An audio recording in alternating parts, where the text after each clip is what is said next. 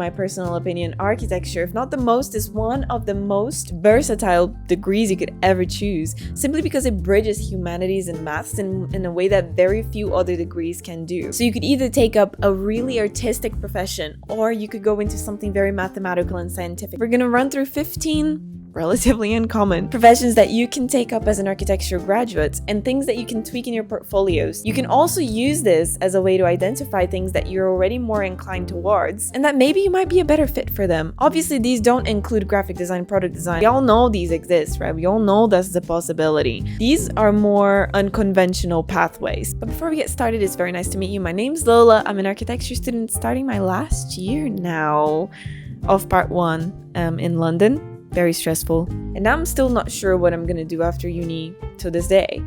But at the end of this video, I'm gonna tell you guys what my plans are and which one of these I'm gonna actually try and take up. There's no particular order. I just grouped these into categories. Also, I'm not a careers advisor in any way. This is just a research I carried out for myself and I decided to share with you guys. So first one, concept art and storyboarding. Now this is something that you do for the film industry, I think animations and videography before they actually shoot. And for this, I'd say focus on the narrative of your projects. How are you illustrating the problem solving in a way that is engaging to the reader?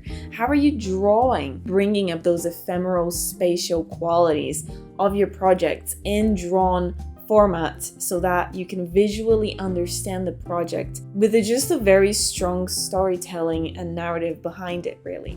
Number 2, also in the film industry, would be set and stage design, and this can also carry on to event booth design, anything that is kind of like more temporary rather than permanent. I'd have as many different settings and projects as I could possibly have, showcasing the ability of translating a concept into a physical space. Focus a lot on the interiority of your projects, mood boards, materiality, texture, experiential qualities, maybe a few elements you can model physically 1-to-1 or maybe 1-to-2, 1-to-5, and document that process of multimedia iterations. I would focus on having really good orthographic drawings as well and as many settings as you can possibly have.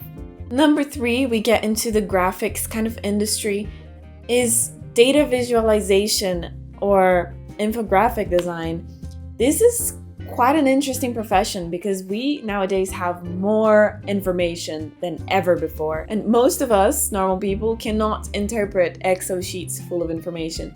We need people who can transform that information into images and graphs and infographics so that we can actually assimilate that information. This one would involve a lot of focus in illustrating research and also make as many diagrams as I could for concept, process, problem solving. I would also focus on the layout of my pages to make sure it's really clear and organized and make sure that the visual consistency is also very clear.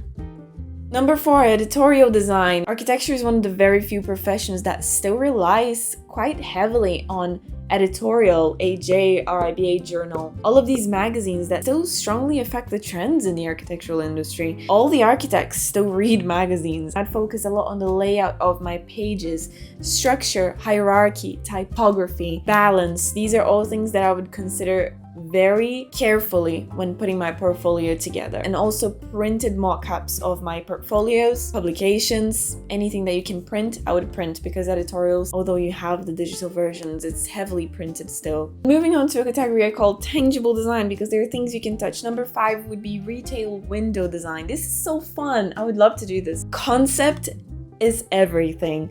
Carrying a concept onto the physical world and making sure the theme is clear throughout the design. I would focus a lot on the kind of tactile qualities of it. So texture, color, lighting, and also sketching and knowing how to portray your ideas in drawn format. Knowing how to render could be a plus. And I also, whenever I had a choice, would focus on retail projects, obviously. Number 6 is very similar, but not at the same time. So that would be physical display design. So these are like those displays that are designed to showcase the product in a supermarket or in a concept shop. Show interactive elements, how the object interacts with the humans and the human scale. That also make lots and lots of physical models in real scale as well of these kind of displays whenever you have them in your project. Iterative prototypes are really important in showcasing your understanding of what you're designing. So the concept here would also have to be the heaviest thing on the project, I think, but also having an attention to orthographics and production and assembly would also be important. Number 7 is furniture design. This is a bit more common one, but I feel like it's something that people don't really take serious. This is so cool because it also considers the whole ergonomic section of architecture, and I feel like that's such a fulfilling thing to work with, the shape of the human body. And for that, I definitely design my own furniture in my projects and have pages that focus on the concept of the furniture, creating things that are innovative and that fit different spaces. Perhaps they're interactive as well, they shift and they function in different ways. Having good technical drawings are really important here, and also knowledge of materials and sustainability, as well as the production and assembly processes that we spoke earlier. Also loads of iterative physical models. I can't stress enough how important it is when you're working with tangible design of things that you can touch to actually prototype them. You can't feel it, you can't interact with it if you don't have it in front of you. Number 8 is museum and art gallery installations. Considering concept, but also the delivery very carefully, materiality, lighting. These are things that need to be impeccable because you need to make sure your projects are really immersive and engaging. Nobody likes to go to a boring exhibition, and it makes all the difference when you know that the person who's designed it had a really good understanding of the experience that you would have once you enter into that space. Also showing understanding of contemporary artists or the area of art that you want to go into. I'd also think here collaboration comes into play a lot, so showing that you're good with group work can also be a plus. Number 9 would be professional model making. So lots of creative practices, be it product design, architecture, interiors, they outsource their model making. And so if I wanted to pursue that, I would definitely show in my portfolio problem solving via iterations of physical models, an understanding of different materials and processes and which one is good for what, and also analyzing things that went wrong, showcasing conceptual models versus the reality of the physical space that you've designed. A huge attention to detail. Modeling takes a huge amount of time, so you also need to know which spaces to model. That's so important, from all kinds of different scales with the appropriate amount of detail. Showing the process of building those models, as well as knowing 3D softwares as well, because for 3D printing and CNC and all these kinds of processes, you need 3D software as well, so you need to have knowledge of software too. The next category I named politics and humanities. I couldn't find a better name to link them both. And the first one in it would be number 10, public infrastructure development. For this, I'd focus a lot on public realm projects, focusing on circulation, transportation, site analysis, access links, flow of people through different times of the day, and serving the needs of a specific community. I'd show real community engagement. Even if it's a university project, I would show surveys, interviews, that kind of thing. For this, I also believe that public speaking comes into play, so showing that you're good at presenting things in an engaging way and easy to understand to a community would be very good too. Number 11 would be policymaker and advisor, because we have lots and lots of laws and legislations and codes set in place for us to follow, and these codes have to be made by whom? And our architects are often present in this process of creating policy and advising the policymakers on these things, because we are the professionals that deal with it. Maybe that's where you want to go into, and considering codes, ethical requirements, legal requirements in your project is really a must. Things that maybe you could propose to make a policy even better than it actually is. Knowing projects that have been denied planning, knowing the current situations and environment of that setting in the local area of your projects, showing an understanding of why policies are in place, and containing this real engagement with the community of the area that you're designing for shows that you're willing to listen to them from an early stage and engage. with the community that you're working with.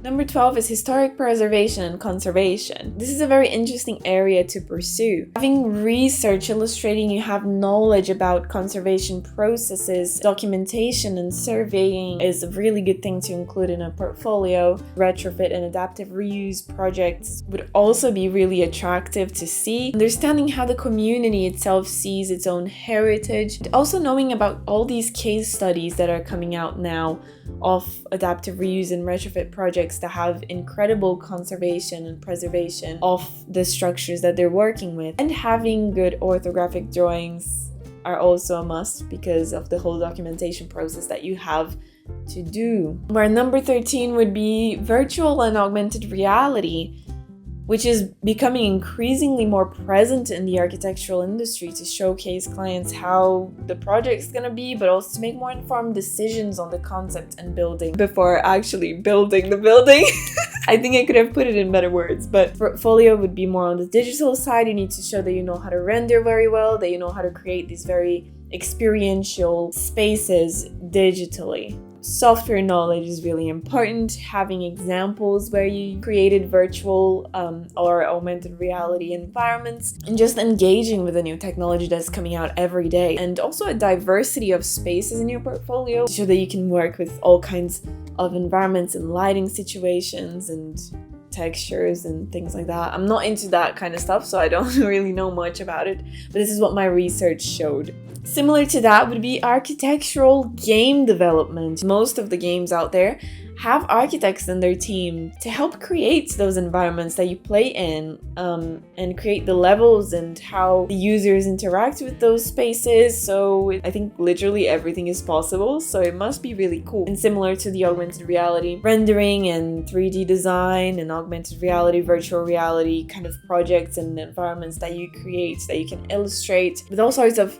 interaction and ephemeral qualities. And I definitely focus a lot on the user experience aspect of things, so everything from the perspective of a human being, be it a player or, I don't know, somebody with some virtual reality glasses. Definitely knowledge of a little bit of programming would be required. And number 15 is one that I couldn't categorize, which would be project management. So maybe you go through university and you just like the processes of organizing the management of that project. So showcase that you have knowledge of the working stages of architecture, or maybe graphic design. Like everything that you're gonna manage is gonna have a different set of process and steps. Also expect that person to showcase that they have really good group work abilities and leadership of some kind.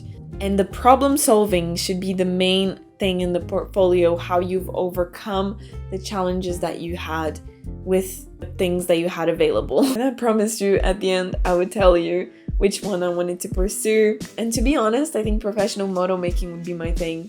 I love model making, and I think just the act of making models is so fun and relaxing at the same time. But also just being an architect doesn't have to be boring. It can be so fun. You can be designing cruise ships or yachts, or I don't know, tiny flat pack houses. How cool is that? I remind you that if this video helped you in any way, please leave me a like and subscribe so that YouTube can actually push it to more people. And I wish you a lovely rest of your day. Bye guys!